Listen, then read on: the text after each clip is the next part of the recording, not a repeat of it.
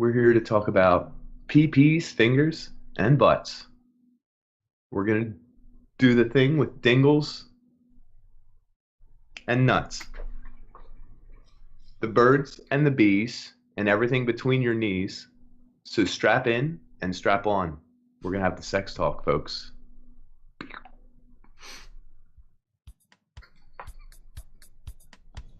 So I'm Dan. And I'm Nick, folks. We're old friends dissecting one topic at a time. People, technology, media, we've got it all covered.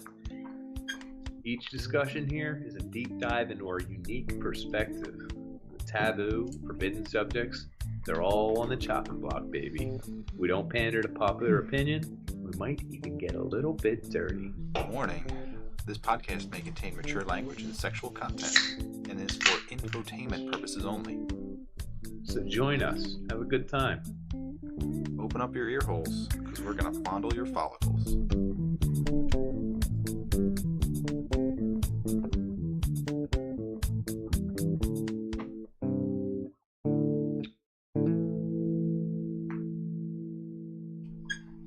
All right, so we're back with the third installment of Susanna.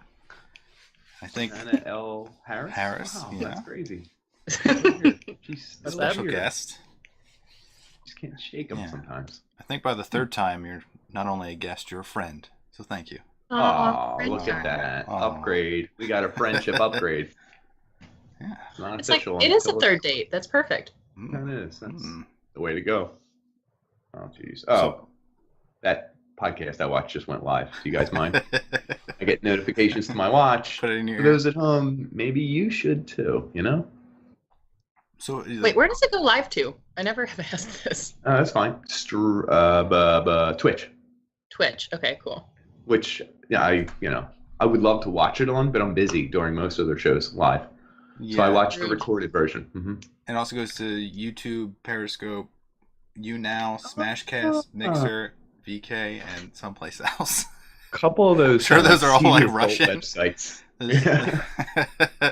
I'm sure whatever we say here can be, brought back. You can just bleep it out, delete it from the internet. So is this like another episode that will all want deleted back after it's released? Yeah. Just we getting in fights with so many people we know and used to relationships we used to have. Yeah. Is that the idea behind this one? I think the worst point I've had is what I said, not in a negative derogatory sense, just in a but I had to delete that out. Where did you say it? Were you reading like lyrics to a song? That's the only I can see that. Yes, please say you were. Just say you were. So no. The backstory was that like one of Nick's previous coworkers was harassed, and I thought that was why. So I was like, did he say that's what he told him? Oh, you were asking if he said a bad word. Yes, okay, you still because I can't say didn't say it myself. That's how PC Right. I am. So we're gonna delve into the secrets of Dan, Nick, and Susanna here. Oh, Talk wow. about sexual Jeez. experiences. Let's talk about sex, baby. That's what he would sound like if he was singing now, because he's probably old. Who was that? Right, Fred said. She's, No idea. she's never. Who did? Let's talk about sex. She's too young. Yeah. The cheat codes did make a remix of that song, so I know that one. The cheat Okay. codes. I'm too old. I don't know who they are. That's Do okay. That's fine. I'll have So- to just chug along. Do you want to That's clarify? the Salt generation and pepper? divide. Did they? That's not. That was original. That was a remake, right? Or is that the original? Let's talk about sex. Yeah. Salt and pepper. Oh. I always thought it was Is a it? man. Yeah. Well, that's salt, or is that pepper? I'm not even. I thought they were 100% both sure. women. She has no Oh, idea. never It's mind. okay. I thought 1 and 1. All right, whatever. For this podcast, you guys will notice. Look at that. I trimmed up my body here Wow. a little bit. That's. Oh, Do you that's do that pretty for first clean, huh? dates? Do you do that for dates, Mhm. Nick? Or It's been so long. I don't know if I would. Like, is you know what I there mean? a I was preparation? just. Did you Well, shave the check this middle? out. Oh no.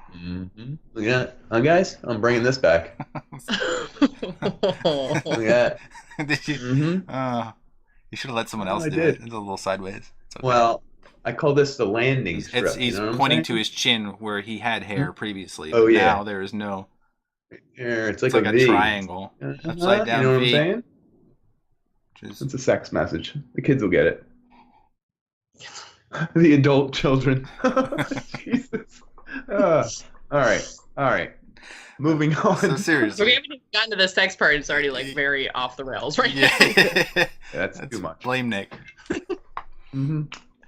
So I guess let's talk about like first figuring out what's going on, because I guess there's like 12 years of your life where you have no idea about sex, and then puberty hits you, and then no one tells you anything. So I guess who wants to start about the beginning of their figuring out about their sexual life? I'll tell you guys the average virginity ages, loss of virginity in America. Oh yeah.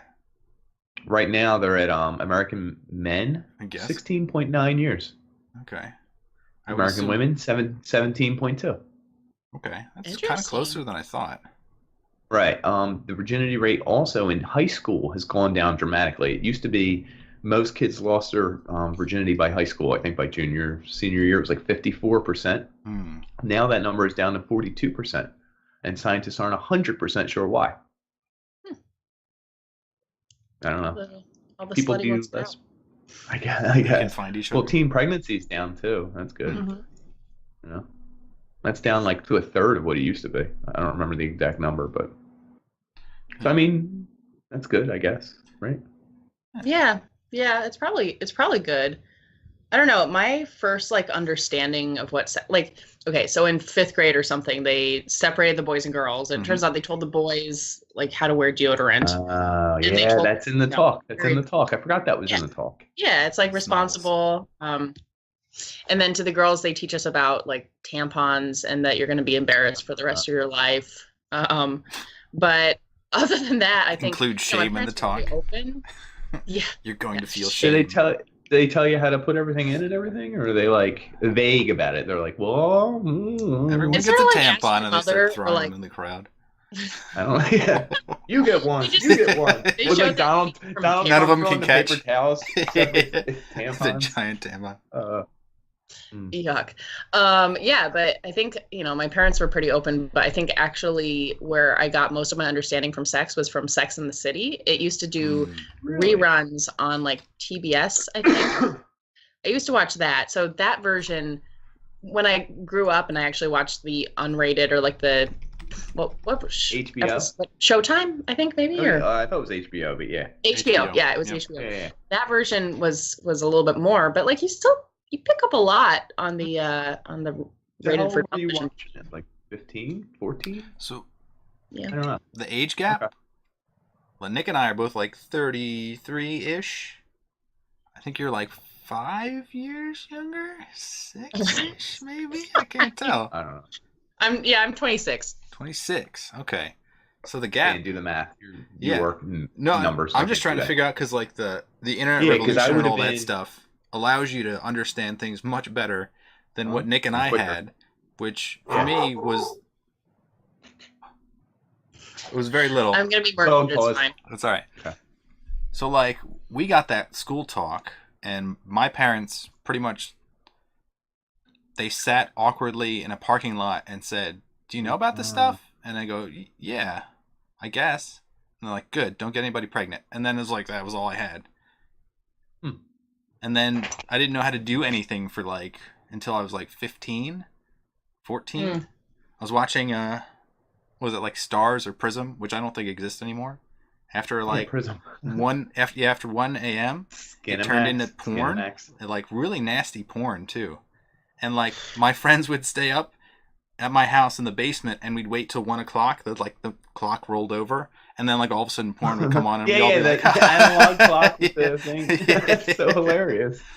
It was an experience. That's almost romantic, the clock thing. That's crazy. So did both of you, like, first really learn about sex through porn, or just doing it? I think, well, the funniest was when my parents tried to talk to me about it. I was, like, 15, and they were like, hey... Like, this is my dad. He's just me with a mustache. He's like, so, I know you've had about the birds and the bees, and we don't have to give you that talk, but we're going to give that talk to your sisters. Do you have any advice or anything? Or, like, how do you talk to other kids or something? And I was like, nah, I don't know, Dad. And he's like, yep, good talk. And he left. Because, like, he didn't want to have the talk, and he just wanted to make sure I knew, so he was, like, making an excuse. he did this later when he was talking about death. I think I was like 13 and a relative died. He's like, so I got to talk to your sisters about your great aunt dying. How do you think they'll take it? And I remember him being like, I don't know. I guess just tell them they're with God, or I don't know. I didn't know what he wanted. It was like a quiz or something. And he was like, yeah, you're good about it, right? And I was like, I'm fine, Dad. And he's like, all right, good talk. So like both times it was like not really a talk to me. It was a talk about someone else. And I think they were just like, he's got it. We don't have to do this. Yeah. So I don't know where. I think I just learned it from talking with other kids in school. Guys, though. Yeah. And like the three sources of porn, I guess, were like that's Prism and Stars. Oh, and then physical. Yeah, like physical. Magazines, Playboy, which we found like one in my friend's basement, and then we just like all went crazy because we didn't know how to take it because none of us had been told. You know what's funny? Every time when I was really young, I would look at a Playboy, and when they would show the woman's like total like nipples and vagina, I was always like, I know I said the big words there. I would be like, make sure the door's locked. I was like, it does look weird though. I mean, like, because I'm not used to seeing them, and I was like, whoa, and it wasn't like a hot turn on thing. It was more like a that's weird. Yeah. Whoa. And then they were like always pale because I guess tan lines were in the 90s or something.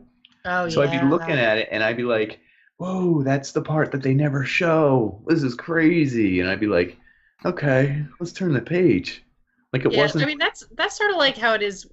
I still feel like that sometimes when you hook up with dudes in the summer, where you're like, he's cute, and then he takes off all his clothes, and you're like, still a dude. Okay. This is a part I don't see as often. Right, you see it, you're like, it's less sexy. I don't know how to judge this. There's no sunlight that hits this. There's not a lot of people that judge this. You don't do much with it except punch it in the mouth over and over. You know? It's a weird thing. Wow, that is a terrible way to describe sex with a woman. That's masturbation. I was describing masturbation. When he sees that, that's all he does. Oh my God, no, that's not a way to just punch it in the mouth. That's like sex in the worst area in the world. That's a full blown. That's bad news. So I'll tell you guys this as a segue. In second grade, I remember this because it involves my one friend who always listens to the podcast. What the Famicon, okay? The kid behind me, I remember Greg Heaver. We had prayer cards they gave out, and it was like, I forget which saint it was, but do you know what a prayer card was? It'd be like patron saint of Catholic, masturbation. Right? Oh yeah, I went to Catholic school. We both did, yeah. Right. Just and they would hand out these prayer cards. Chastity, well, chastity. Well, they handed in second grade. They weren't talking about sex. Jesus Christ. She handed out prayer cards. It was like Saint Athanasius or something. And on the back, it had his saint day and what he was known for and where you could study more. And then in the Bible, something. Greg from behind me wrote S-E-X on the prayer card. And he thought it was the funniest thing because he wrote sex. It was just a bad word. I didn't even know what it was.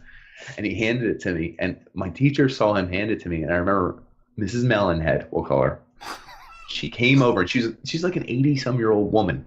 In my head, I'm not sure how old she really was, probably like 60s. And she came over.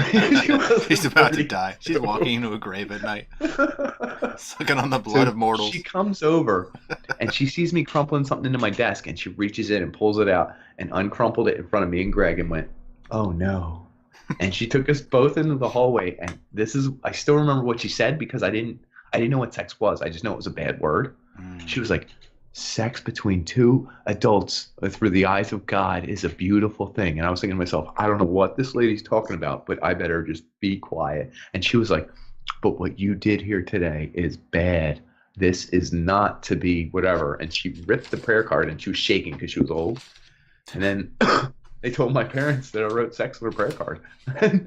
And I didn't write it. Greg wrote it. But that was my first interaction with sex, actually. Wrote it on a prayer card. So I want to know when, like, you did a really good job of explaining when the average loss of virginity was, but especially on the coattails of talking about being, like, repressed Catholics. Yes. When was that for you guys? Because I was not ever Catholic, but actually repressed Catholics are like my favorite type. Apparently, like almost everyone. Really? You got a type? Wow, that's weird. Actually, I figured out. Sorry, like 2 days ago, I figured out my type in men. Wow, we're gonna get real personal. But my type in men is because I'm like, is there anything that links these people together? And I asked a couple of them, and it turns out it's like big dicks and electric toothbrushes. Like that's. Wow, that's really weird. Well, it's interesting you bring that up. What's I hope you had a toothbrush right there. Any granite salesman worth his weight in marble knows this. That was a dick size. That's the tool. Yeah. That was a dick size. That's a good way to say it. What is that? Is that a 9-inch, Dan? What is this? I don't know. That's how I measure it. It gets that big. I don't. Everyone's hands are different sizes, but mine's the same every time. Around. Oh, snap. Oh, chode. Yeah. Oh, yeah. I'm very wide, but very short. That's the way life goes, folks. Yep. Oh, what I was gonna say is loss of virginity. So, Mom turned off the podcast, and I was right before I turned 14. So I was 13. That was early. Whatever. Yeah. Beating the odds. Yeah, I did beat the odds. I was a little younger. Was it good? And I did it with a 13-year-old. Don't tell the FBI. If they just isolate that sound bar I just did, I will go right to jail. In fact, I did it with a 14-year-old too, like a year later. So damn. When you think about it, yeah, like I could get arrested for all the things I say right here. So, was it the same person or was it a new one? No, that one was the same person. Okay. So I wasn't that big of a playboy. Holy crap! Like take up lessons, right? You know what I mean? Damn. Laying some pipe. As a 14-year-old. Wow. It took me until college. For second year of college, it took me that long. I thought you were like a high school guy. Holy crap! So that was the myth. It sounds like an excuse. In high school, I used to. This is embarrassing. I used to get online and like chat with a lot of women. A lot of girls my age. I guess they're like a year older. Sounds like you. Women. I can see this. Yeah. Was it like the ASL thing? You'd be like A-sex location. Yeah, and then you start talking to them and you get really like into their brains because that's all you can do. You start getting personal IMs. Yeah. And you start throwing out some. Do you exchange some pictures? Look at you. Yeah, I guess so. So in high school, ever send pictures? I maybe once. So there's probably a dick pic out there somewhere floating on the internet of my 14-year-old junk. You've only ever sent one dick pic or just it's to the random same one over and over and over again. He was 16. Yeah, it didn't grow. Oh, Lordy. But the key there is that when I found like really cool women they would like talk me up. So like some of the high school friends, they actually started chatting with them for some reason, like in the computer lab, because you could bring up the messenger. And I had one woman who talked about how she went down on me. So all the people that were my friends in that computer class thought that I was getting busy. So I had a reputation amongst all the nerds. Especially our friend named Jimmy. Jimmy F. Oh, he thought I was like the shit, but it was like she was just like playing me up for no reason. So it took a while for me to like actually progress because I feel like I was stunted in that area, which I think most people do feel that way. Wait, listen, you get into ruts. Like it depends where you hang out and who you hang out with.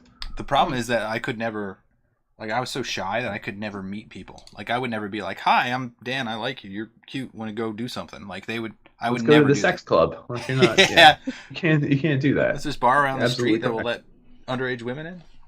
Can you get? Let's go to fifth base. Yeah. Ooh, fifth base. That's anal. Anal sex is so not taboo anymore. It appeared in a editorial in Teen Vogue. Teen Vogue. Yes, I just read this online today, and I was like 19 or 18 Vogue. I hope. Even then, like, let's slow down. I mean, Teen Vogue, they like aim it towards 18-year-olds, but it's most like that was okay. That's true. So it was, for me, it was Sex and the City and then Cosmopolitan magazine. Yeah, like, I can see which, that. to be fair, I still get compliments from the stuff I learned in Cosmo. So Cosmo can be great. You also learn to like use sunscreen and orgasm negotiate. multiple times. Boom. Boom. Shave with boom. the grain, not against it. I mean, it depends. I have no idea. Yeah. Okay. Does it have a name? It's gotta have a name. No, I just made it up. I made it up tonight. I needed to do something. Look, guys, I put on like a nice shirt. Look, because I thought we were going to also talk about dating in the world today. And I was like, this is what I would wear. Look at this. Nice sweater. What radiance weather. What is my what? For, like standards for sleeping with someone are like a little lower. You're like, I wanted to look good skinny for jeans. the date. You can see my whole leg. It's a skinny leg, man. That's my leg. That's my foot. The skinny jeans. I'm just wow. I'm just wearing pajamas. I couldn't hear you guys. My headphones fell out. So this is my if I were on a date outfit. Okay, it but also how's that different from sex? How is it different from? Well, I mean, like, I'm trying to look good for a date, but you're like, man, I thought we were talking about dating, so I look good. You're just like, well, sorry. You just start out with like, this is what it is. Right. This is what you get. I didn't know if it's going to be a strictly sex talk, but like, there's something interesting about all the dating apps and the swiping and the sex only apps that are out now that you can. I think it's changed Tinder, sex. Bumble. Yeah, like Tinder, Bumbles, Grinders, all those bad boys. And I think so. If we were to switch over to just a dating for a quick piece, so we can get off the hot and heavy stuff about who we had sex with and what car and why. We could just talk about dating in general and how it's literally changed in the past 20 years entirely. Mm-hmm. I think I read a study in 2017 that 19% of brides last year met their spouse online. 19? Yeah. I know some couples that got married from like Match. Yeah, that's way different than when I went to high school or something. There was a term online dating, but that was like it was a taboo thing. People were shamed if they went on there. Yeah, it was almost like a joke. Now the opposite's true. I think you're like, I'm just going to the bar, I'm trying to meet some people. It's like, whoa, slow down. Try a dating application. Oh, yes, a dating app that you can open on your phone. So I had a list of some of the more popular ones. Have you, Susanna, ever tried any of these? Yeah, I've tried 3, 4, 5. We'll try. I'll raise my hand if I try. Match.com? No, you have to pay for that one. Oh, do you? I didn't know that. Elite Singles? Check that one out. You did that one? What's Elite Singles? I couldn't figure it out. I thought it was just. It wasn't good. It got like hella good marketing, and then the people on there are not good. But it also has to do with age range. Like, is it an older crowd? Yeah, like Match is good for like, right around 30 to 40. I think Elite Singles is closer to like 35 to 50. Interesting. Now, why is it called Elite? Is it money or looks or? I think they just wanted to sound fancy. I do think that one had a little bit more of a background check. To make sure you're real and everything else. Okay. Yeah. How about Zeusk? No, that's for like. Is it older? Is it? Oh, I didn't catch that. Zeusk.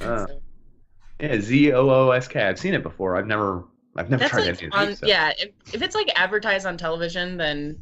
It's old people stuff. I mean, it's for people who watch television still, used right? To get, like ads, good point. A ton of ads for that. eHarmony? Oh, eHarmony.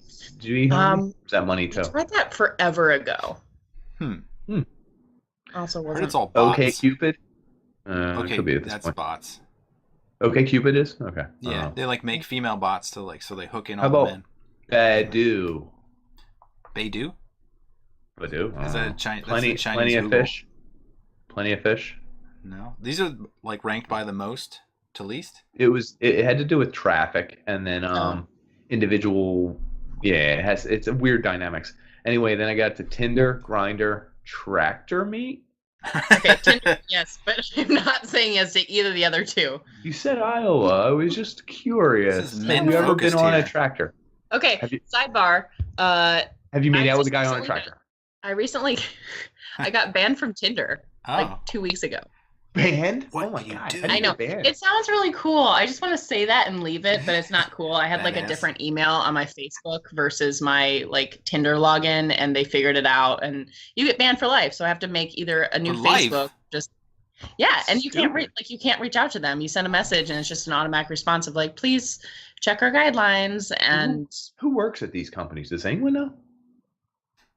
I don't know, the people who work at Bumble, like, because Bumble, it's a little bit more reputable, that because there's dating, but then there's friends and networking. I will say, as a woman who looks for other women, it drove me crazy. It drove me crazy on Tinder that they didn't have that option, because you'd be like flipping through and you'd be like, "Ooh, she's cute, looking for friends, go away." You could But at least rank them for what they would be in your mind. Is that how it works? Like, one night stand, long-term relationship, just a friend, nothing at all, or is no, that a that's bad not, read? you do that based on the app, like I do. The funny thing is that I usually like Tinder because people are more honest. Like, you'll find the same people on the ones I've used recently are Coffee Meets Bagel, Bumble, and Tinder, and it's like all the same exact people you're swiping through. But on Coffee Meets Bagel, where you only get like 6 a day and you're supposed to be chatty and then you go on a date, and Bumble, which the trick there is that the girl makes the first move. So it's kind of nice, I guess, if we match with someone, you're like, he's cute, but I don't want to do this today. Meh. And then Tinder, where it's just like a human factory. But on Coffee Meets Bagel, people are like, hey, new to the area, excited to look around, would love to have a buddy for coffee and get to know each other. And then Bumble's like, Bumble's like, I like hiking, and coffee or beer is great. And then their Tinder profile was like, let's go. Do you want to bang in a bathroom? Here's the bathroom coordinates. They'll basically be like, beer ? And then like a eggplant, and you're like, yes. Woo! All right. So success rate on those. Oh yeah, go ahead. I mean, Nick and I don't think we've ever used any of those. So is like the odds of finding somebody that's actually decent, and then if you want to go farther, you can. Well, I guess I have 2 anecdotes. One is that my parents actually met at a dating site. So this was like back in a physical site, like they went to the place. Site, like they had to go. That's awesome. Go ahead, bring it. Yep, yeah. So it was like literal binders of women that you'd flip through, and you'd find like people that you like, cards, contact each other, like a baseball card of women. It was like the website without the website. That's hilarious. Yeah. So I can't say, and they've been married. How old am I? They've been married for almost 29 years. And they got engaged. That's wedlock. I did the math. Yeah, and they got engaged after 10 weeks. So wow. But the thing with that is that they both said they were really honest. They both were looking for something serious, and that vetting process was like actually done by somebody who wanted to make matches. Whereas on Tinder, that's just like, are you algorithms and crap, right? As far as finding decent humans, I think so. Like the most recent people that I've been having sex with, it's just I don't like dates. I don't like them. Skip over the beginning. Homebody, I like going. Just real quick. Why not? Rather sleep with people than go on dates with them? Yeah, actually, that's usually the barrier to me sleeping with people, is I just don't want to hang out with them. Wow, so you keep them out of your like intimate bubble. You're like, talk about everything bubble. You just stay on the periphery, essentially. Yeah. I just I feel like, okay, I've had a lot of situations. So you asked about successes on all these dating sites, and there was definitely one period of time where I was just like, whatever, I want to enjoy myself. And my profile basically said like, not looking for anything serious, would love to grab a drink. And from a girl, that means like pretty straightforward. Yeah, of course. That's yeah. Oh yeah, Yeah. like 3 bathing pictures. No one was confused. But the thing is that like I really like people. It's funny. The first meeting, love the first meeting. The second meeting, I hate it. I hate meeting someone for the second time. Because there's no expectations of that, like how it's Yeah, supposed to go. expectations, like the fluffy stuff is gone. You're trying to figure stuff out. Right. This is more let's get real shit, but not quite real shit. But it's more real than a first meet shit. Yeah, right. Like I don't know if you're a crazy person yet, and I don't know if I care about you yet, but I still have to. But we're gonna cut some of the bullshit from the first date stuff, but not all of it, I guess. Yeah. There's still some. Makes sense. Yeah. So anyway, I had a handful where it was like, hey, like and even when I met them, I was like, hey, I am not in any way looking for anything permanent. Like, I'd love to just keep it really casual. I don't know if we'll really ever see each other again. And every single dude is like, cool. Yeah, that's great. Let's do that. That's fantastic. Is a deal. And then it turns out it's not, because apparently men also have feelings. Desires, yeah. Then they're like, wow, you're really cool, and I liked our conversation. And let's hang out. I want more attention. That's the thing. Well, yeah, the moment you're like, I don't want anything serious. I just had a breakup. Let me talk about it. Yeah. Like I've had too many times where I've been kind of friends with benefits with someone, and they flip the switch, and they're like, I want to just sleep with you. Marriage material. That's what they're saying. You guys are talking about me? Go ahead. Do you do this? Yeah, I'm a very emotional person. Oh. As you can tell from my recently preened face, my clean chest. Yeah. So, that's the kind of person that's emotionally attached. Yeah, pluck your eyebrows. No. But in college, I always felt like I was going like for the serious note. So I was the guy that was like, I want like a long-term relationship, but I think that's the wrong way to go. I think I should have just been like, let's try it. Like, I want to try things out with whoever, and let's see how that works out. Like for some reason, I was like really hooked on like getting deep into it. I feel like Nick has something to say, because there's a lot of questions. I do. Susanna, have you ever been to any of these other dating sites to round it out? Black People Meet. No. Okay, just checking. J-Date. Okay. Christian Mingle. Okay. White Date. It's a European Caucasian only dating site. It's frowned upon, and we can't hear your responses. No, can't hear. Literally, you're like muted. Sorry. There we go. Okay. No, strong no. Latin love. No, I would Latin, do that. That sounds right. I think you have to be Latin to do it. I'm really sorry. Anyway, so I read some pros and cons on all this whole world of dating thing, and one of the pros of these websites that make it so easy, and like it's like a cornucopia. You have all this stuff to feast on. If you really want, you can find someone. It's pretty easy. When there's thousands of people to go through, you're going to find someone better or good for you or whatever.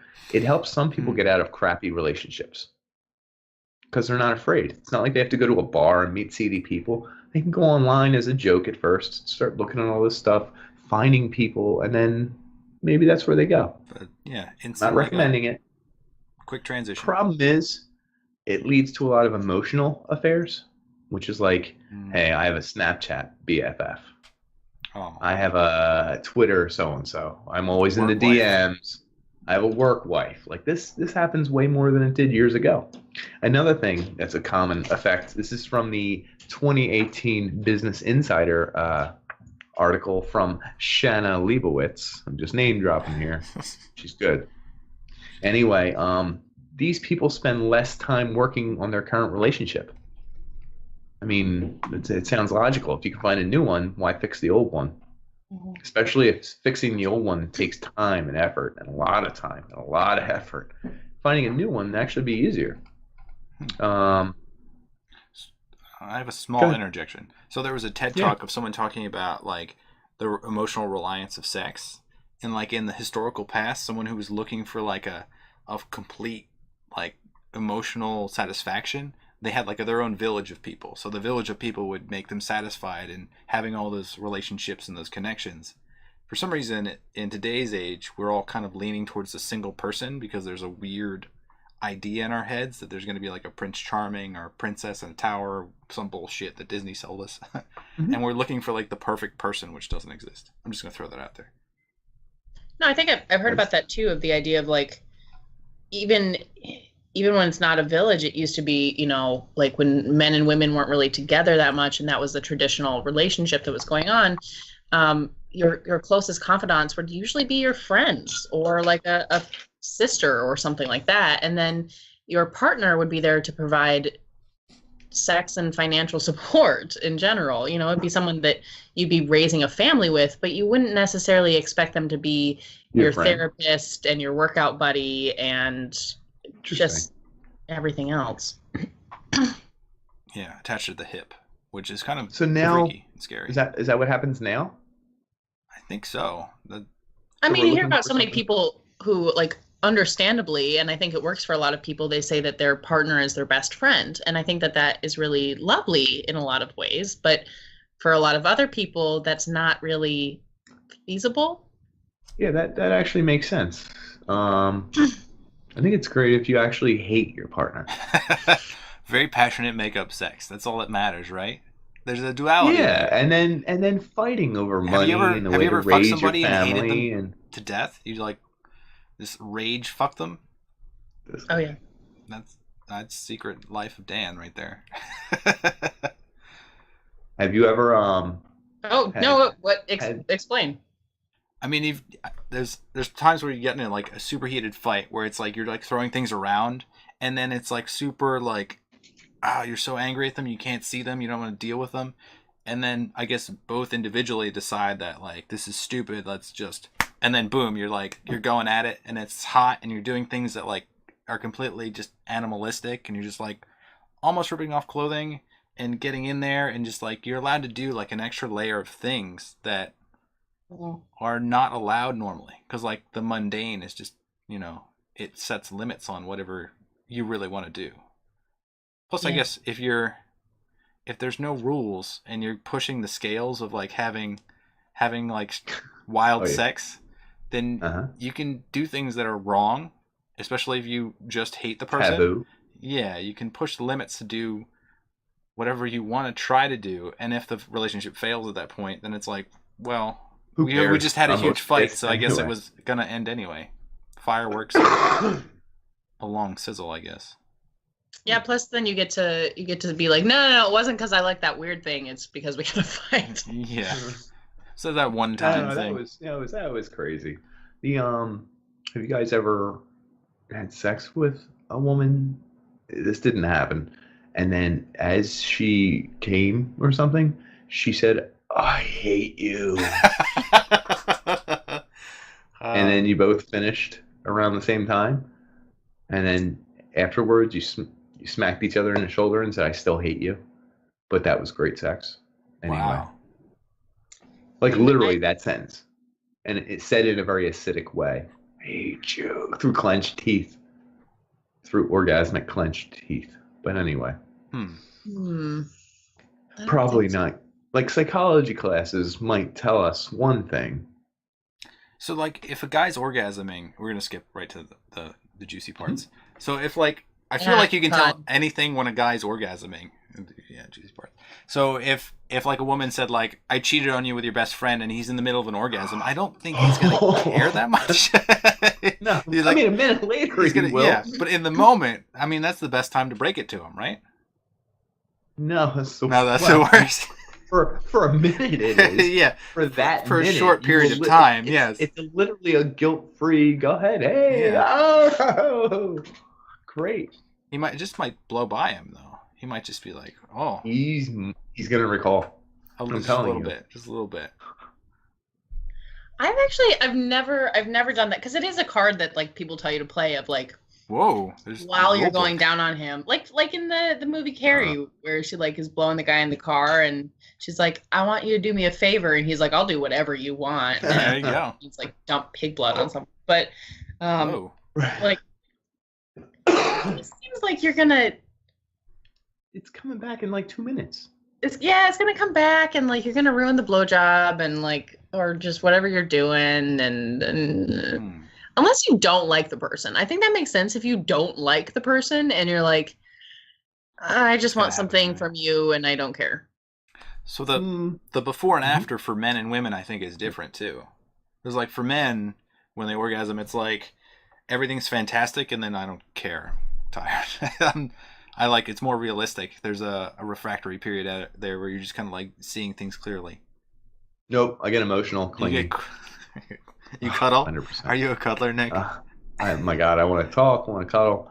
So, to break it down, really good at sex. Okay, folks? Super good at it. Just bragging. I do my thing. Okay, everyone gets off. Everyone gets off. We have a party. Everyone loves it.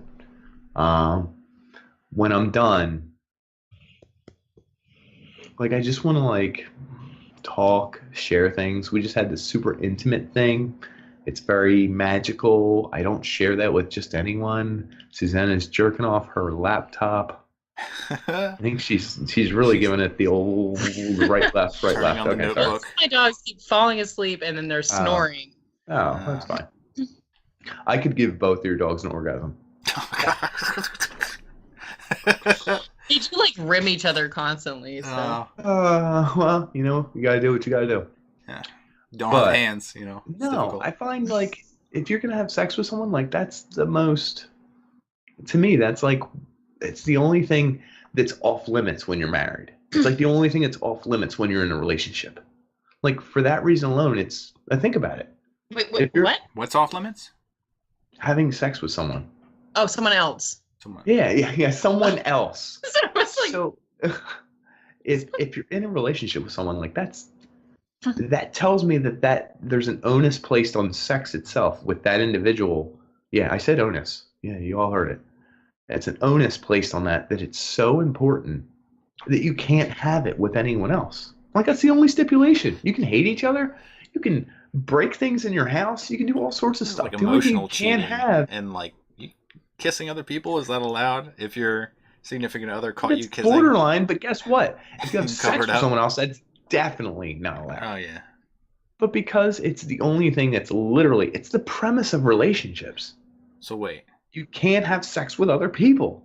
I mean, that's legally, you're pretty right. Like there are laws that say like, so there's laws about alienation of affection. Oh yeah. Where if there's if you're in a marriage and you have an emotional cheating situation, an emotional relationship, and the person leaves, the person who is left can file for emotional alienation, which means that you can sue them for like a ton of money. So legally there is some of that. And then just to clarify, I mean that's like if say there was a woman who pulled me away from my wife and that woman is then legally suable by my wife, and my wife can take money from her.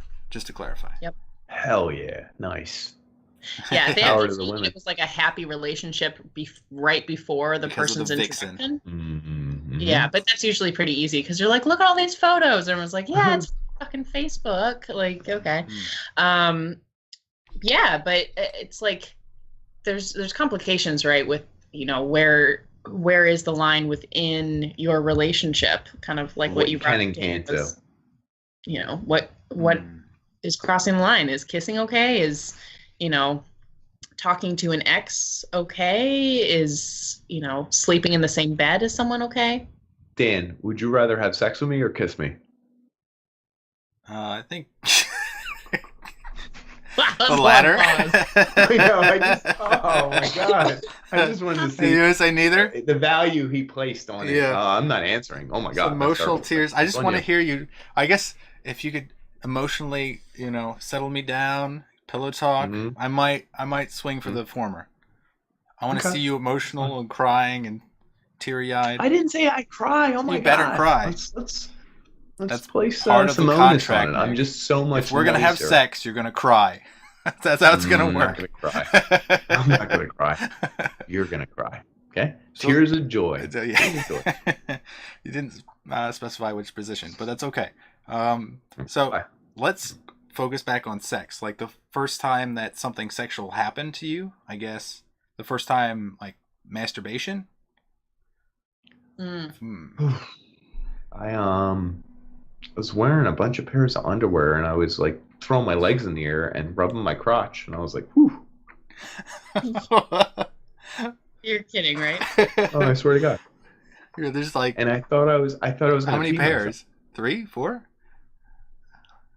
I have no idea. I can't even remember looking More back. pairs. Oh man.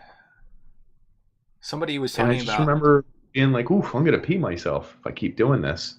But it was a different kind of pee. How old were you? Any idea? Somewhere between 11 and 13, probably. Okay. Yeah. Mine was the porn at night thing, and I was just like messing with it, and then all of a sudden, like, I had an orgasm, and I was like, I don't know what this is, but it was amazing. So Wait, with the gang all there? Yeah, what happened? Oh, clean up on aisle 7, folks. We Yes. gotta clean up. And Weird. I don't know that I expected anything, because no one ever said that, like, this is what happens, and like they give you like some diagram of like the male and female parts, and it's like they don't tell you that, like, this is Good luck. Yeah, this is gonna happen. Put it together. This is like IKEA furniture. Here you go. Good luck. You're gonna get into a fight with your significant other. You're gonna reverse parts A and D, and guess what? You're gonna think C is attractive, and you're like, what? There you go.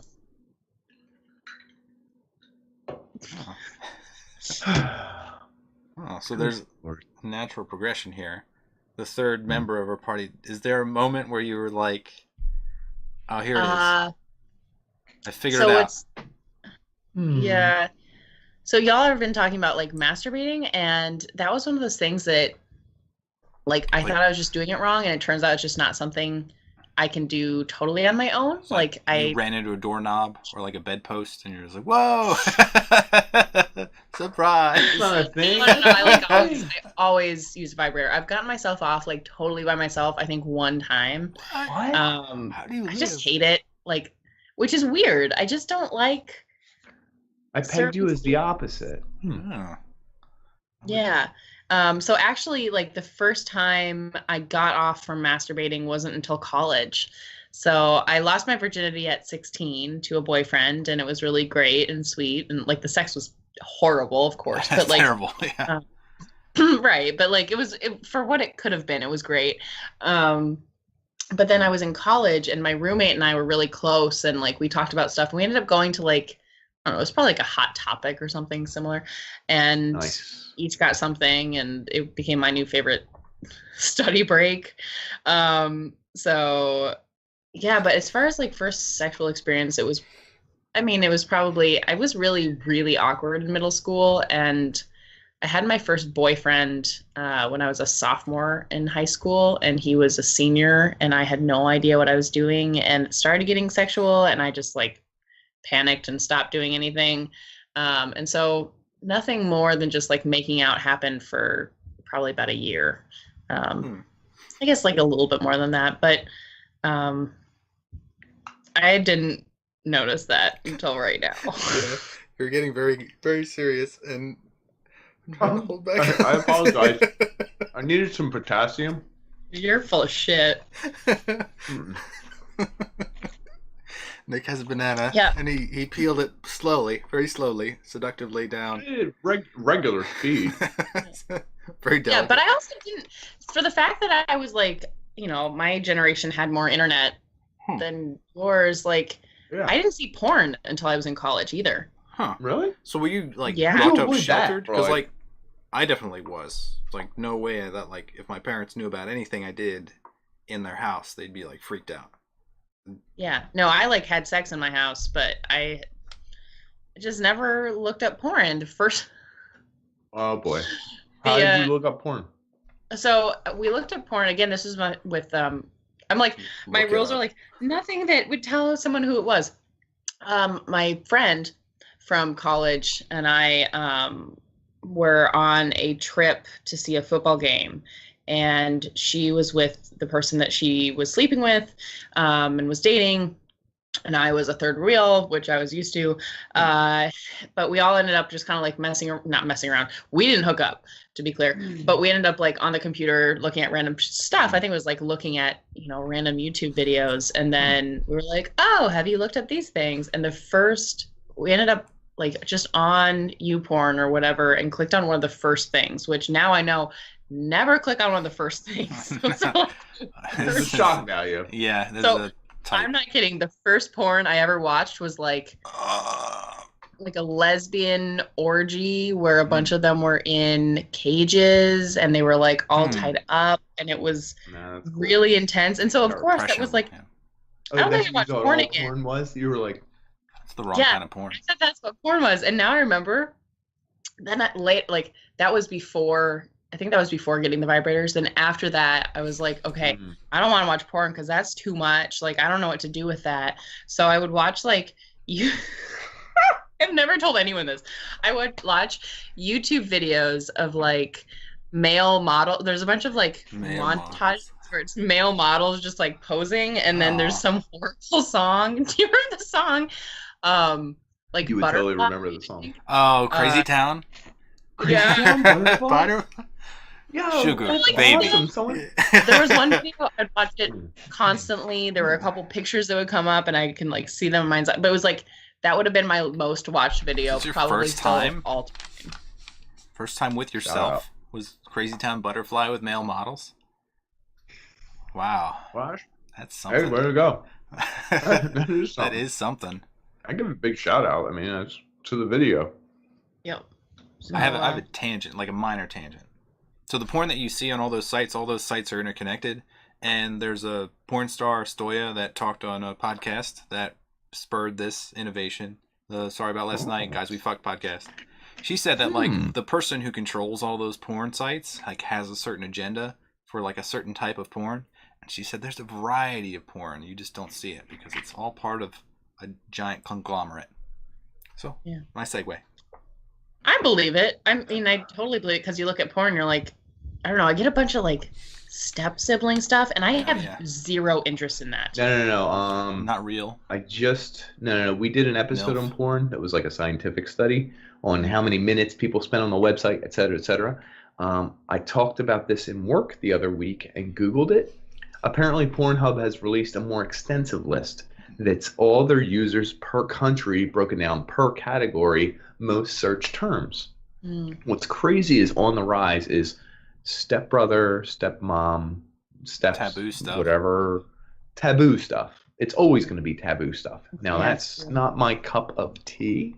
No, I'm not. Yeah, it's not my thing. But for whatever, whack your mole to whatever. But it was crazy. Each country was broken down. And like in Italy, it was like Italia, blah, blah, blah. And we Googled it. And it was like just Italian blowjob. And I was like, oh, that makes sense. Italian blowjob. How delightful. But like, then furries was like a cannoli. Furries was number 5 in like, I forget what country it was. And I was like, whoa, that's nuts. Oh, that's disgusting. All right. On that line, this is one of my favorite questions to ask people for drinking games. What is your search term? Like number what's one? The first thing you search for? for? Like what's the thing that you're like, I got. Like I can always go for a lesdom situation because I love seeing two women bodies as opposed to a male body and a female body. Like I love women a lot. I'm super straight, everyone. super ultra straight.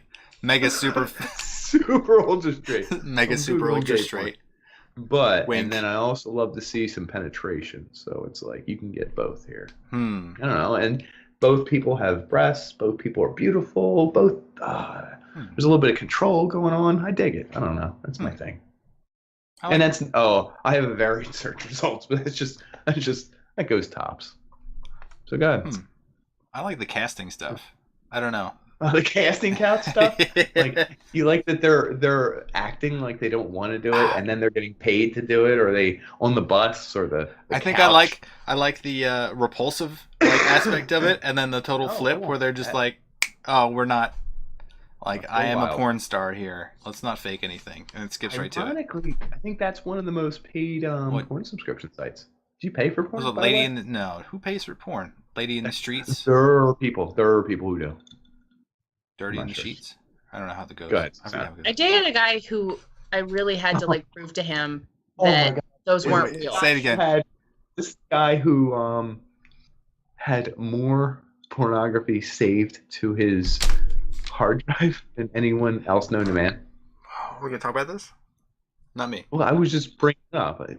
Didn't you date someone who had so much pornography saved to their hard drive that it was like labeled "oops" or whatever, or Taxes. not taxes? That's awesome. Is this that individual? On multiple hard drives. I drowned like 3 hard drives when I got really mad. Hit him where it hurts. Yeah. No, you know what? I think all of my since that person, all the people I've dated should thank that person, because I'm into way weirder stuff now because of all the shit I saw on his. I was like, whoa, that's an option. You mature. Yeah. What's your search? What's my search? Yeah, we had to go. I usually go gangbang. Oh. Really? You like a party? Like more than 5 people? What ratio? Yeah, I just really like to see a girl just get like destroyed. If it's not a gangbang, it's usually James Dean, which I'm less like. I'm more embarrassed by that than the gangbang. James Dean. No. Oh no! Don't look up James Dean. Oh my God. Wait, how do I not know this? Have you, both of you, have you been involved with multiple partners at once? There was. Is that more enjoyable? There's an almost. Less enjoyable? I don't know if I'm going to go into the almost. I'll give you a list of almosts, dude. A list of almost? What does that even mean? There were several times where I could have closed some 3-way deals, but I kind of want to share my story, but I don't know if I want to do it. Kind of want to do, but maybe. This guy, hadn't had enough to drink. Yeah. Well, no, there was. I'll do it quickly. So there was a time when I was like 20 and like 17-year-olds. Yeah, finish quick. Trying to.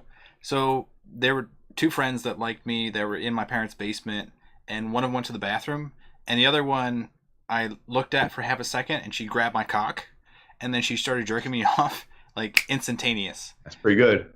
She stopped the moment her friend walked downstairs. The 2 girls looked at each other, got up, and started like karate kicking each other because they both wanted me. So I was like, this is unbelievable. Like, I could have spun it in a certain way to, like, maybe have, like, a threesome, but not when they're, like, punching and kicking. Yeah, that's you're crazy. Don't. Yeah, you're losing their agency, Dan. Okay? I'm going to talk for feminism here. Their agency would have to include love for each other. You're discluding that because you're a man. That's what I'm going to say. I don't trust that they're so passionate that they got angry and I was banking on the makeup sex, but that never happened. Off in the way. It's intense. So I think that was the closest. You, Nick? Yeah. How about you, Nick? Can't get too into it, but yes, very, very many times. 3 people. Very, very many? 2 guys, so, like, 1 girl. Jesus Christ. 1 girl, another girl, me. So a lot of 4 locos, a lot of wild nights, a lot of... What's a 4 loco? Drink?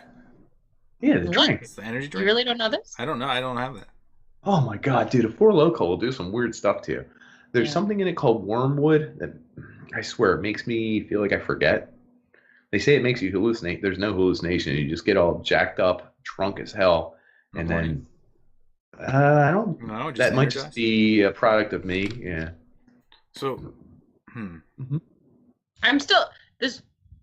You would just like make a weekly habit of this. You would just like constantly drink 4 loco and fuck 2 people.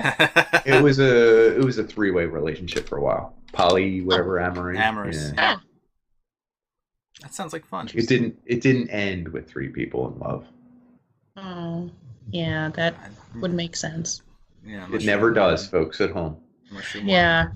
Well, I was kind of surprised that you said like, oh, the sex is the one thing you can't do outside of a relationship, and I was like, I've been in open relationships, and right, but kind of encouraged. I was attached to both people, though. You know what I mean? Yeah, I can't imagine. Like, I couldn't be poly. I'm very happily open in certain spaces, but I like loving one person is so intense. Exhausting. Anyway. Ugh. Yeah. It's one of the articles I read. It was like, this is exhausting. The person who hates online dating, they're like, there's so many choices. I have so many websites I sign up for. I have to do so many logins. I have to approve my bio. I have to verify my email. And then I have to figure out which of the guys on the website I said yes to, which ones I said no to, which ones I was serious about, which one I did this with, and then which one I'm setting up a second date with. And they were like, this is exhausting. And they were like, I'm quitting online dating. I'm just going to go back to just trying to meet guys, walking dogs and everything. Which, did you know, is the number 2 date getter? Fido. Dog park is the key? Yeah. It's the site, the dating site? I didn't actually see what number 1 was, but this is number 2. So babies. I think it's not. You're walking your baby. I think it's like, it's too late, you know? Hey. So I feel like, okay, so all the pictures I see are of women. It's always like selfies. Selfies. It freaks me out. So many women use filtered pictures for their. Of course they do. This is kind of like too much. You don't Susanna, at all. So you scroll through guys' pictures all the time. Tell me if this is true or not. Whether you're swiping right or left. Is there like a group of guys that collect pocket knives and now like that's their thing? Holding their guns. So they like show off that they have like 5 pocket knives. And you're like, whoa, these guys are pretty hot. Switchblade. Notice so far I've had 3. Okay, I got a couple. Liz, would this be a good profile pic? Bitch. No, that would be a screenshot. I would screenshot the shit out of that. Yeah, right. And then save it. Men always have knives. How did you have that with you? It's so weird. I'm so badass. But is that a thing? Are there guys who like either fish or actively have this or that? It's like weird. Like so this weekend I was with a friend traveling down from Iowa back to North Carolina. We actually played one of my favorite games on social or on dating apps, which is left or right, where you see a picture of 2 people and you try to guess which one's profile it is. You read the profile and then show the picture? No. You look at the picture because it'll pop. Who's trying to be the dateable I was like, one? Who can I show that's not going to be offended? So I'll show you what my Bumble profile looks like. So a picture pops up. And the fish. If there was a fish in it, we would count. If it was like 2 people, we'd say which one is it? You know, it says Dylan. Is it the dude on the left or the right? And then you swipe down and be like, you go by name. You go by name. Yeah. Or where the fuck is my profile? Where's my profile? Okay. Edit profile. Is that what we're doing? Because and then. These pictures are like, it's something that they chose, but it has to be on like another social media platform, or is Bumble like direct? You just choose. It can be anything. So let's see. Will this work? Yeah, this is my profile. Oh, that's. So you see like my name, whatever. We can include whatever information we want. It's all kind of sad. That was the saddest picture thoughtful, ever. Yeah. Out of all the pictures I've seen. Yeah. Actually, so I used to have one that was great when my hair was longer. But this one, it doesn't matter as a woman. Like, if you look like a human, they'll usually match because there's no limit. Okay. Like, my version of Bumble is, like, get rid of them. And most guys that I've seen, like, get to the point where they can't like anyone else that day because they've maxed out. The whole world of internet dating is so cold. Okay. Well, it's so weird. Like I tell people because like someone asked me what it's like, and I said it's like shopping for people with a gift card, where like you want to get something good, you want to use your time and your resources thoughtfully, but you also don't have that much of a like buy-in. You know, it's like a gift card that someone else gave to you, and you're like, free. We'll see what we do. They're a unit. They're like a metric almost. Yeah. So. The Girls Gonna Eat podcast, Ashley Hesseltine and Raina Greenberg, good friends of the podcast. I love them both. They do a podcast, and they talked about 2019 was the year of love. So apparently, like the past 3 years, these dating apps come up. It's like sex, boom, let's bang, let's get crazy. Hot guy, boom, hot guy, save that one. Even there's a gay guy I work with. Like all he does is look at the gay one where you can Grindr. Wolf? Is it Wolf? It's the Oh, one where you can woof at a guy. So it must be called like something with a dog joke. And all he does all day is just look online and woof at guys and like swipe right. But that's like when you're getting empowered, that's all you want to do. After a while, that probably gets boring. 3-4 years into the road, people are looking for more. And the Girls Gonna Eat podcast talked about this in length. You can check it out yourselves if you really want. But the cornucopia will end, they said. Women will finally get serious about this kind of thing. They're going to look for guys who have steady jobs. They're going to look for, if they're looking for financial, that's where they're going to go. If they're looking for guys with big PPs, that's where they go. You know what I mean? They do what they want to do. Yeah. What's interesting, though, is that the women are empowering themselves here where they don't feel obligated to date anymore.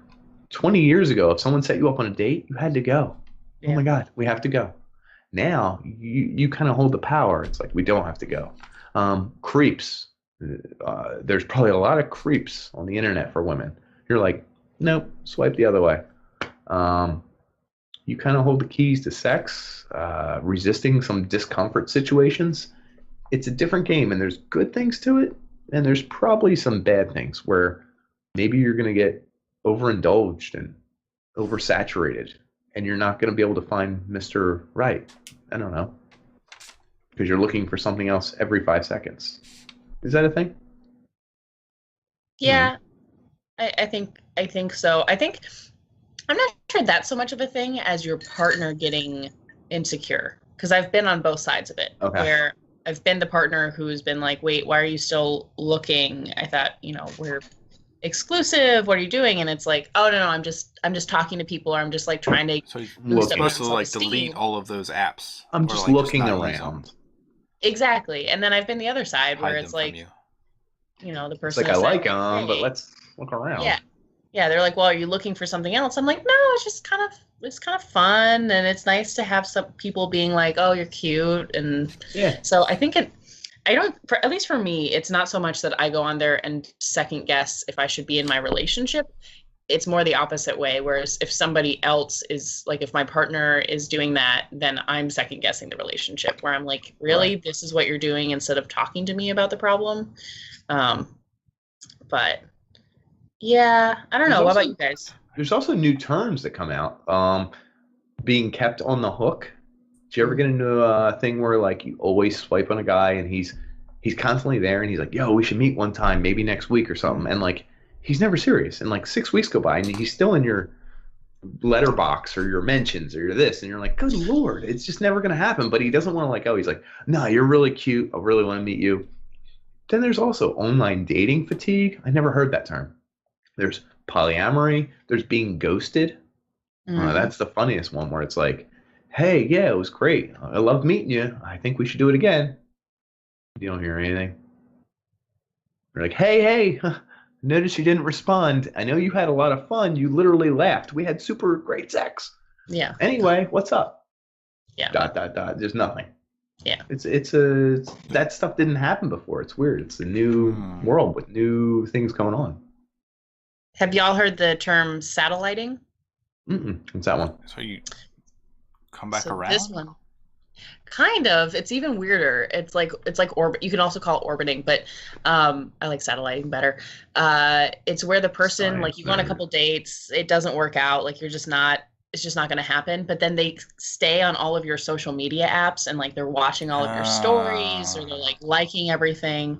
So I definitely have a couple of those where I've got like some satellites where continuous likers. Yeah, continuous likers, or people who just like watch every single story, but I haven't talked to in a year and a half. So, do you have stats on that? You can see who sees what? Well, that's what Snapchat's interesting for that, because you can see who's looking at your story. Oh yeah. Instagram's the same way. You can see who's looking at your story. I didn't know. It's not sorted by anything, really. I mean, it's sorted by stuff, but you can't change it. You can't like search who's been looking at it. So, but if you only have 200 followers, you can figure it out. At this point, I can't. I used to be able to like scroll through and be like, ooh, this person's really keeping tabs. But now it's just like random. So. But all these terms change. That's kind of cool. Like, I mean, it sucks. I mean, you come up with as many bad things as you do good things. Here's a question for both y'all. Let's say you go on a date, right? And the guy reaches into his wallet to pay for dinner, and he goes, "Oh my God, this dropped out. Oh, it's a Durex Real Feel non-latex. Okay, that means you're not going to be allergic no matter what. Is that like a guy you trusted? Or hold on, what if this falls out?" And he's like, "Oh my God, I didn't mean for you to see that. That's a warm sensations Trojan condom." And you're like, magnet. "Oh damn, that's gonna get warm real quick." And then you're like, "I'm not sure if I'm into Those that." things So don't then work. he pulls out this. You go, That's "Oh the regular shit!" size, right? You got no. You got to. It's a little ultra smooth with lubricant. Oh, that's pretty all right. Yeah, you know what I mean? Like, is that The a one cutoff? with the crazy Boom. ripples, the spikes on the Pulls out end? This. No, that's what we're getting right here. This is a twisted lubricated. Oh my God! If this guy pulled this out of his wallet, I'd bang him tonight. And then, last but not least, folks, these all expired about 5 years ago, so let's not worry about it. This is the king. If you see this in his wallet, he's a keeper. It's her pleasure. Lubricated sensations. Like, that's wild. I'm doing that guy right there. Anytime I wear a condom, it doesn't feel as good for me. I'll put it that way. Of course not. Naturally. Nobody says it does. If anybody says it feels the same way, they're like a sex ed teacher. That's bullshit. The only person who says that. Yeah.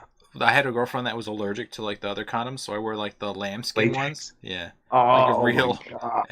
Yeah, the microbiologist is freaking out. So. Oh no! It's not even that.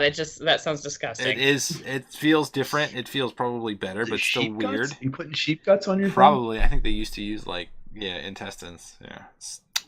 Like sausage casing. But yeah, it doesn't feel as good. And then for women, I don't think it feels as good for women either, regardless of like how it's for her pleasure. Something foreign in there. Yeah. All of them are crap. You just need one that's like ultra thin and lubricated, I guess. I don't know. Those are the least shitty. I kind of want to walk through like if someone's going to have sex with you, it's the first time you're having sex.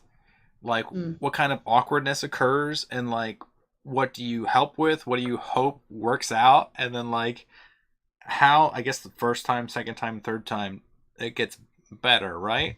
If you allow them to be there. It all depends on the person, I guess. And then both persons. That's why I think sex is the most important thing. It's like it's an unwritten chemistry. You have to figure out who's giving, who's getting, who's getting closer, who's not getting closer, who's going to hold off for a little bit to let the other person go, who's going to be unselfish, how do you initiate it? Selfish, who's going to be wild, who's going to be fucking, they want this, they just don't know they want it. Like you don't know. Like, and you need someone experimental, selfless, and with a very thick wiener.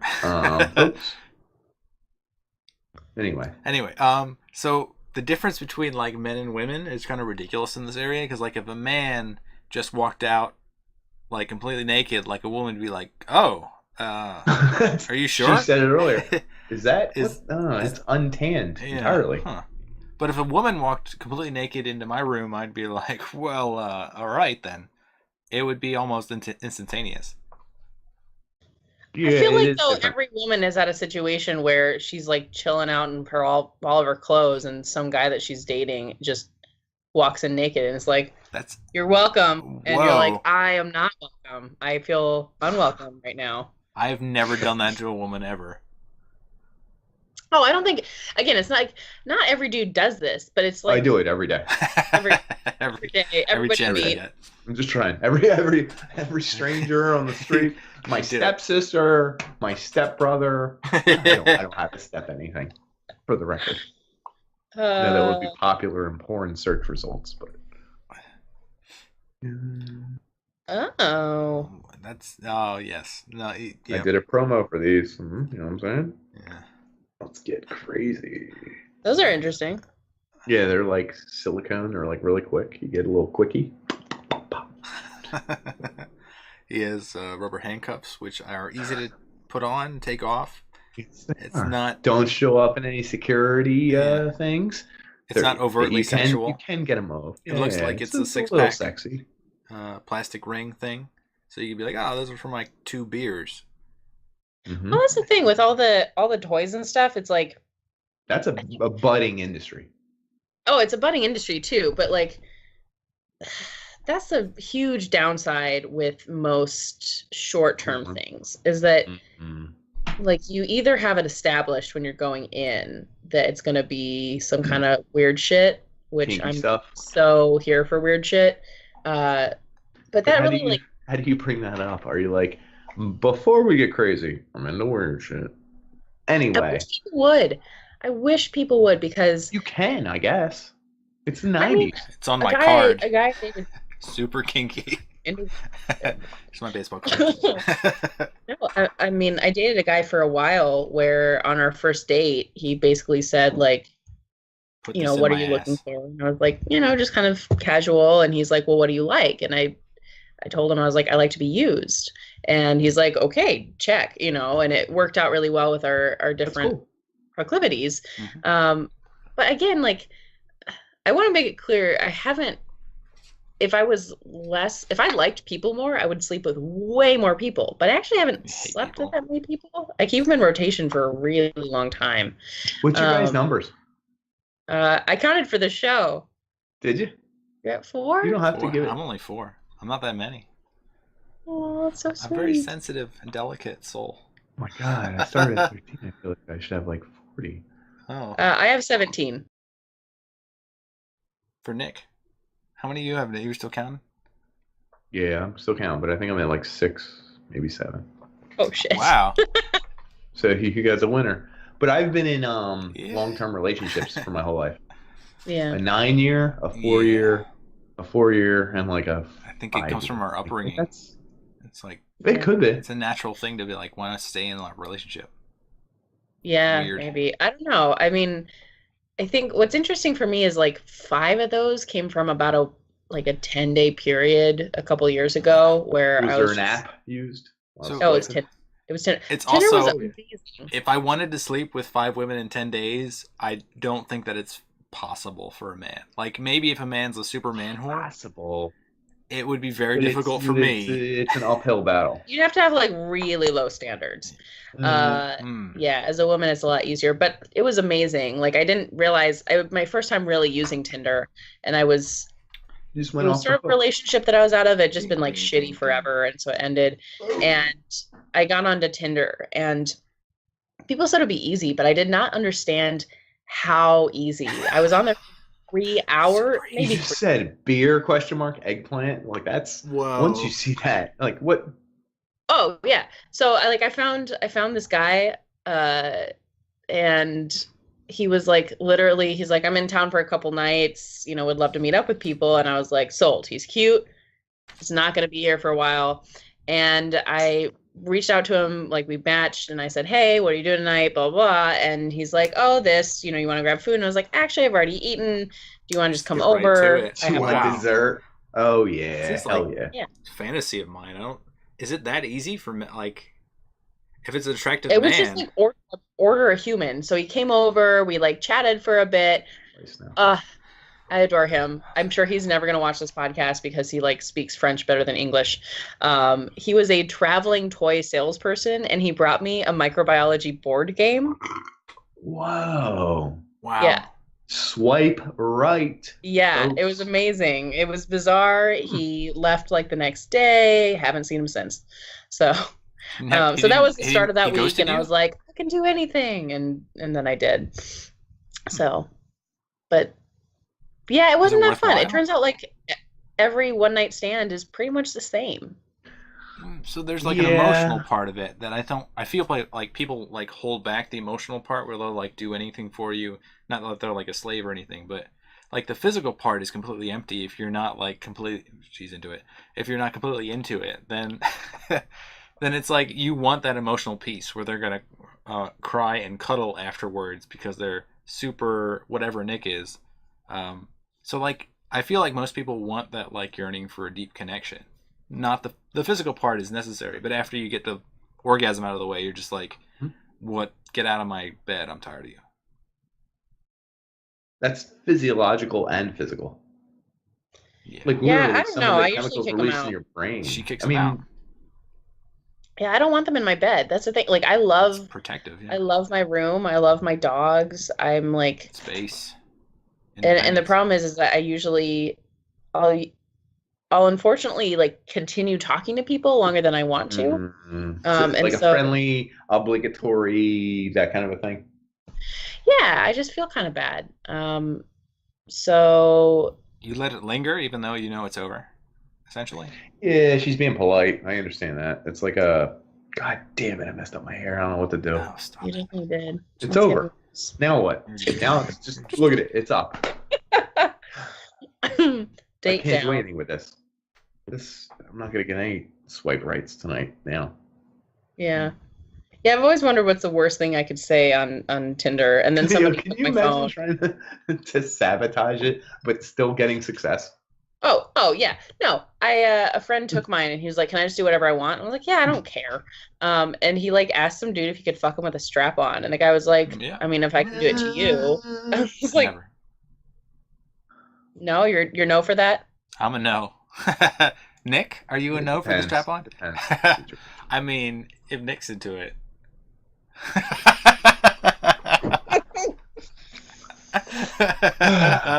No. I don't think so. All right, last sex question. Where is the most should we go with exciting or public place you've had sex? They're different. The most public was just like with the door open. Like I had a in your own bedroom. Not in the bedroom. Yeah. No. Like it was a college apartment, but like it was in the door to the hallway was open and we just had sex like right in front of the doorway.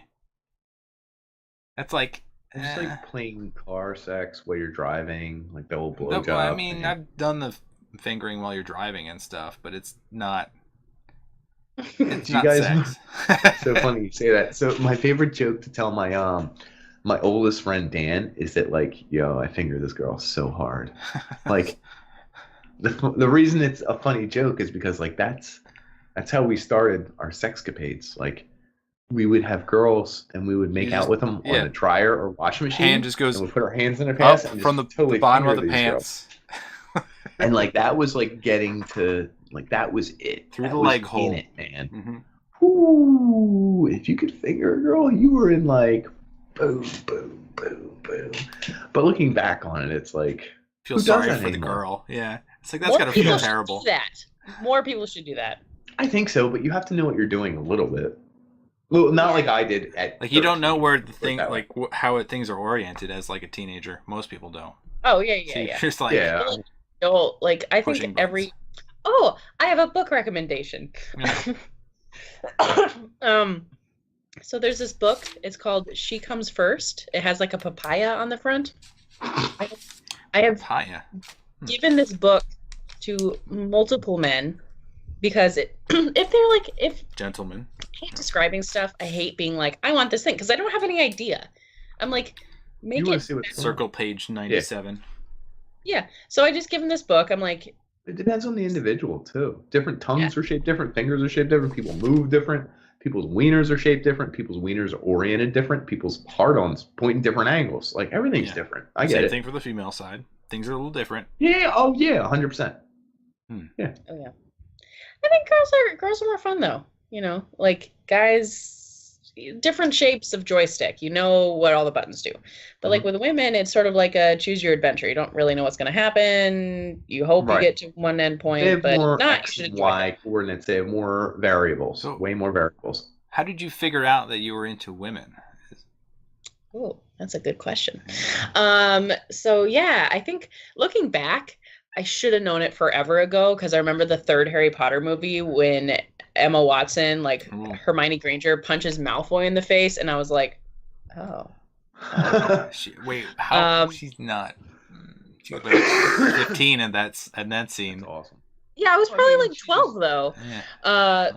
Comparative. So, but yeah, so there was that, and then there's always been like in college I would get drunk and like make out with every woman around, but then I would still make out with guys too. It was just but yeah, it was always this idea of like, oh, when I get drunk I make out with women, and then again looking back I was like, oh, I was getting drunk so I could have excuses to do that. But It was actually kind of funny. So in Iowa, it just wasn't an option, really. Like you could be gay, but that like looked like a certain thing, and I definitely was into men. Um, and then I came here to North Carolina, and it's just like a much more open area. And I had this conversation with a friend, and she's very straight. And basically, we're sitting at a cafe, and I was like, "Oh my God, that girl is gorgeous." And my friend was like, "Yeah, she's really pretty." I'm like, "No, but she just like looks Is there like a physical response? Like you're just like, I don't. Same one that men I do get. it this way. Is there a physical response? This. I think she puts her fist and bites it. Oh yeah. yeah. It reminds me of the same thing of when you like, you know, you're walking past a restaurant and like you can smell like delicious food, donuts, and you're like, oh hey, like for a second, whatever you're doing doesn't matter. And you're like, I'm gonna go get that. And so yeah, I want a piece of that. So with this girl, with my friend, I was like, no, but like she's so attractive. Like I'm attracted, like, you know, and she was like, I mean, I'm not into women. And I was like, oh, no, not me either. Me neither, but yeah. But I was like, what do you mean? Like when she like I was like, I just see women, I like want to touch them, like because women are amazing. Why would it? So I actually thought that everyone was bisexual. It wasn't that I didn't realize it was weird to want to make out with women. I was like, well, why wouldn't everyone want to hook up with women? Because they're like soft and smell good and they're amazing. You bring up an interesting point. Yeah. So like for men, I assume that all men feel like I do, is if I see like a woman that I'm super attracted to and I like start to talk to her, there's moments where I'm talking to her and I have these flashes of like all these like passionate moments we could have, and like it gets really intense, and I just like it's ridiculously like enthralling. I never have that. No, not at all. While I'm talking to someone, because I'm engaged in You're not like imagining kissing them or like Nope. When I'm looking at them, or like grabbing them or like any of that. When I talk, I think I'm like 100% into the talk. Maybe that's my problem. When I'm done talking, I can be like, but no, when I'm talking to someone, I've never like. I definitely fight getting distracted with either, because like I usually make pretty direct eye contact. But yeah, I guess that's the thing, is that like, yeah, there we go. Maybe like no matter like if it's girl, boy, I consider myself bisexual. The correct term would be pansexual, because I've been attracted to people who are non-binary or intersex. But like it's just a general thing where you're sitting and it's just like you're in a fucking cafeteria and it doesn't matter. There's nothing sexual, and for some reason sitting next to this person, you're like, I just need to fluff up my hair a little bit. Breathe a little bit. You know, like, yeah, you're like, it sounds good. Leaving sounds great. You want to go leave? They're talking about something boring, and you're like, yeah, go on. You're like, I'll just watch your mouth now. That's fine. Those little mannerisms. Awesome. Oh my goodness. Yeah, you're right. Yeah. So, and I will say also, hooking up with like women makes me more comfortable with my body, because again, as women, they have your body. Are they yeah exploring and showing you things? Is that kind of like, hey, let me show you this thing that worked for me? Is that it's not so much even that. It was like the first girl I hooked up with, it was actually in a threesome, and we could not care less about the dude. Like it was her the dude's just in the corner. But well, both of us were super nervous. Neither of us had been with a girl. He was like here for it. We met, and like I'd never met her before. We met and had a couple drinks, and she like the whole time I was like, all right, he's here, whatever, I don't care. But like all through drinks, I was like, this is the hottest person ever. She was gorgeous. She smelled good. She was soft, just like so sweet. Went to a couple bars, and then like a song played and we were dancing, and then we just started making out, and it was great because after the song ended, we were like, oh my God. And we looked over and like the entire bar is like yeah. And then it turned out it was her 30th birthday, and we went back to their place. And anyway, it was great because yeah, as women were like, oh, if you have a single roll of like, if you turn a sideways, like never turn this way because you get a fat roll, or like, you know, if you don't like your ass, here's 6 positions you can try so that he isn't disgusted by you. And this woman, like, she had a little bit extra fat, and she wasn't perfect. She was a bit older than me, and you know, it was the end of the night, so her makeup wasn't spot on, and I could not have cared less. I just, like, I liked the fact that she had like a couple of random freckles, and I liked that one of the tattoos she had was like a little bit faded. It was just nice. You liked her. Yeah, I was into her, and I liked the way that she smelled and tasted, and I wasn't disgusted by her body. I was totally into it, and it was like, oh, this is what people have been saying to me, that they want to actually do these things. Like, girls aren't disgusting. We're just constantly taught, like, guys are great, they're sexual, you give them sex things. Women are receiving, and you hope it's not icky. And turns out women are not icky. So I agree with you. Yeah. I personally think everyone should hook up with women, but that would make no sense. There's honestly a natural progression towards women that anyone can sense. I just think women are softer, more beautiful in general, and natural beauty. And I think more complex. Wow. One of my exes of like 8 or 9 years is now strictly women. But my motto is, once you've had filet mignon, you can't go back to chuck roast. Sure. So what happened to that? That's what I tell Did she disappear or? Oh, that was during my I call it my Tinder bender. She and I were actually we still know each other. Like, we don't know each other, but we still interact on social media occasionally. I still think she's gorgeous. It was just one of those things that again, that's one of those things that it was so amazing. I'll tell you all details after we finish this, because I'm like, there's probably a limit of things I should talk about publicly. Yeah. But it was so good. It was such a good night. I was like, there's no way that a second time is going to be this good. There's just no possible way. And she kept sort of seeing that guy. Yeah. So there was no second time, just for the listeners. No, there was no second time. Unfortunately. I did have threesomes later with other people, but disappointing. Which are still great. Would recommend. But yeah, we've definitely reached out and chatted a few times, but it's just there's just no way. There's no way it can't be better than that. Passion, heat of the moment. I think it's Shakespeare actually wrote. Who did all the sonnets? Was that Shakespeare? Yeah. The one was about my plain wife, and her breath isn't that great, and her skin isn't that rad, and I give her all this, and she acts like she's bad, and I give her this, and I love her for being as plain as she is. And it's not that she was the most beautiful woman in the world, but she was her, and he was drawn to her, and everything about her was perfect for what he was looking for. And I think that's more beautiful than loving someone for being an ideal. She's a beautiful woman who has perfect symmetry and whatever else.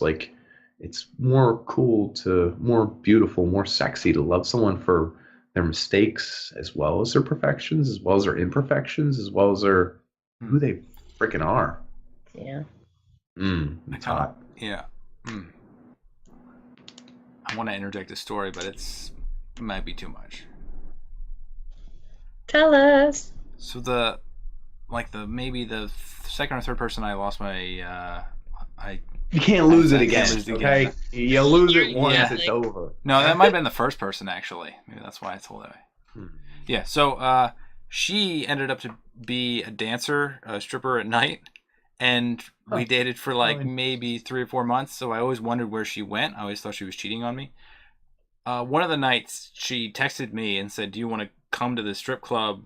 And I was like, "Hell yeah!" And I brought my friends, and it turned out it was it was 3 of us watching my girlfriend dance completely naked, and it was bizarre. Because it's a separation there. Were you prideful, but also jealous, but also turned on, but also mad my that your girlfriend, friends were, but also proud? But also she didn't care, so there's a morality thing that's just doesn't exist.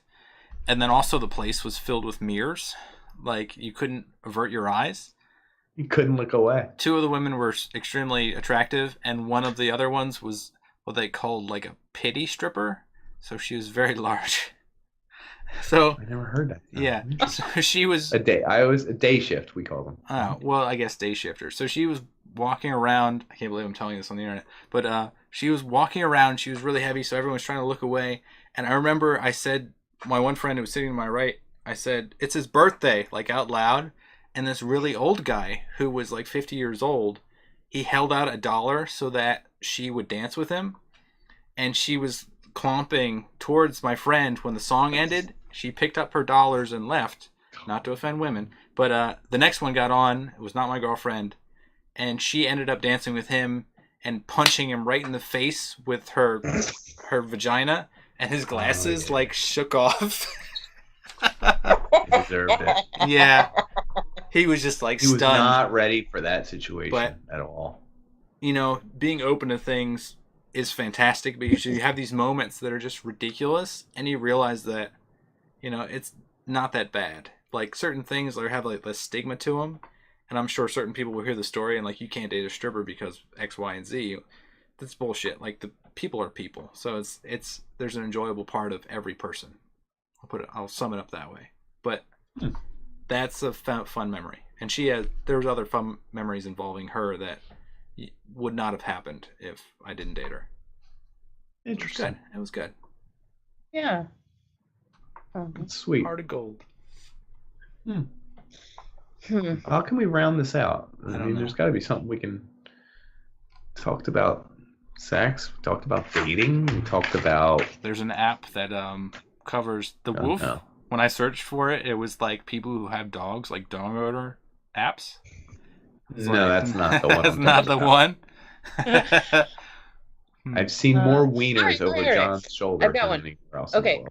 So what do you guys think is going to be the next thing that no longer is taboo? Because like it was like 3 years ago that anal sex was like, meh, no one cares. Yeah. It's all a thing, you know, they even got booty. Yeah. And I so love that there's like multiple songs where women are like, yeah, eat my ass. I'm like, I'm not into that, but shout out. Good for you. You ask for what you want. Yeah, so apparently step siblings is coming up, but I hope that stays taboo. Might stay taboo. I'm not sure that there's enough market for that. I mean, you have to have step siblings. I think there's going to be like a feminism power type of thing that happens that men are like, oh, I'm not sure about this. And then like the power tilts. It already kind of is. It's kind of happening. But it's going to be like women hitting on men and making men feel awkward. And then having it go too far. I think that's the next thing. It's going to be fingers in guys' butts. I think... Dudes love that, by the way. They love it. Yeah. You have to get them into it. But... Do they? Anyway, from what I've heard, gotta do what you gotta do. I mean, oh shit! I've heard it called the pot of gold, but I don't know. Why? Because leprechauns do it? I'm very confused. I'm not sure why. It's so valuable, and yet people don't know that it exists at the end of the... I don't know, at the end of the rainbow. It's not a rainbow, well, dude. I guess people who are rainbow-oriented figure it out first, right? So, I guess, in 2012, in Britain, people were having sex age 16 to 44 6 times a month. Lately, it's dropped to 5 times a month. Is your guys' number lower or higher, or what would you hope for the rest of your lives? Like, what's acceptable? Like, is this okay? Can you have? What if your partner wasn't into sex? Is that okay too? Like, what if you found a perfect person, but they weren't as into it? You're talking about sex only. You wouldn't be able to do it? Yeah, just everything else, they're awesome. Financial. They love to support you. Once in a while, they'll have sex with you, but like, that's not their thing. Is that a deal breaker? Because that's weird too. That's pretty selfish, right? I don't know. There's a really good video. I'll have to send it to you. Explaining like lots of videos in this. No, but talking about like why sex is important for relationships, and they definitely don't have to be for all of them, but it was I like saw this this is video. yeah, I the feel one where like it's just because it like was this about is it's the most intimate thing you can share with your partner. And yeah, if you and it's can't even about talk about it and they're withholding it from you, that makes you feel like you're being devalued. Like yeah, you can't even bring it up. Like, oh no, I'm not. That's not. I don't want to do that. And you're like what I said earlier. It's the only thing that you keep to the relationship. It's the only thing that we promise each other we won't do to other people. Like I want Pot of gold. you. yeah. Well, I think that like the idea of wow, they're great at all these other things except for sex, like I think that and that really is up there with like really strong religious beliefs. I think that for some people religion isn't that important. They don't really care what their partner is doing, but for Mhm. others it's a really really big part. And I think for me, I definitely get a lot of closeness um, from Oops, from that's me. sex with someone. And so I think that for me that would be a deal breaker. That would be I'm not religious. The other person could be super religious and it wouldn't bother me. That would be fine. They could be whatever religion they wanted. And I know that that's different for other people. But if my partner was like, I think it's gross, I think that it's gross that you want to do these things and I don't understand it, I wouldn't feel like I myself was loved, I guess. So stupidness, bottom line, like what is sex? I mean, we've been talking about it all episode. We talked about our first experiences, our last experiences, our goof ups, our fun ones, our awesome ones. Like, it's like it is an emotional thing, it's a physical thing, it's a physiological thing, it's something we're kind of designed to do, but it's also like a reward thing. You want to share it with someone. You want to reward someone else. You want to be rewarded. You want to do stuff that you can't do with the average Joe on the street. Yeah. It's like You want to see them it's enjoy super, it, and you give it to them. yeah, 100%. You want to give it to them. Hell yeah.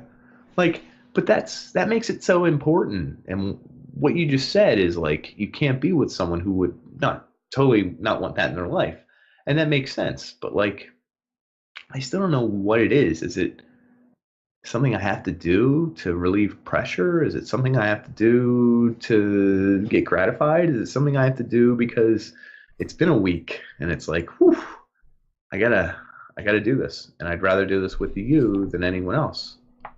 Is it beautiful? Is it like my second grade teacher said when she called me writing sex on the prayer card? Is it something that like is beautiful in the eyes of God? I don't know. I just know it is important. It's in all our advertisements. It's in everywhere we look.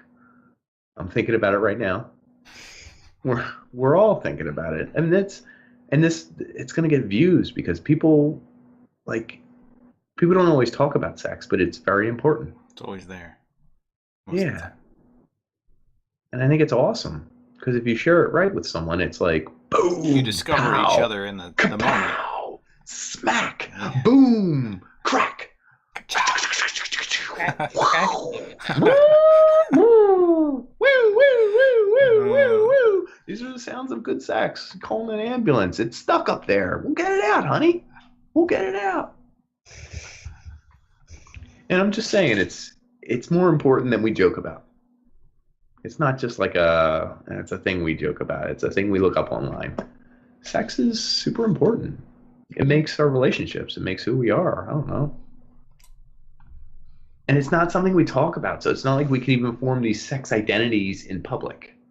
Yeah. It's like our sex identity's hidden. So, yeah. And we have to secretly date Reveal people it. yeah, like it's weird. But it's super awesome. Right. Well, we do, yeah, thank you for listening. And we do like you. Another cool thing is if your podcast partner buys you sexy underwear. Oh, shit. Mm-hmm. What did you do? That was a cart filler. You Free bought shipping. me this online. Free shipping. Free shipping. I was gonna put it on Oh, and then you eventually should strip have. to You have reveal time. it. You have time. I know. You have Look, space I too. look. There's a Listen, door right no, behind you. I know. No. I couldn't If we do take it. a vote now, I feel know. like maybe you should. No, we have a nod. We have a nod. You can put that on in half a second. Listen. Half a second. That's all it takes. Come on, do it for the podcast. Yep. Legs you in. have it in Legs your in. arms. He's going to do the outro while you do it. Yeah.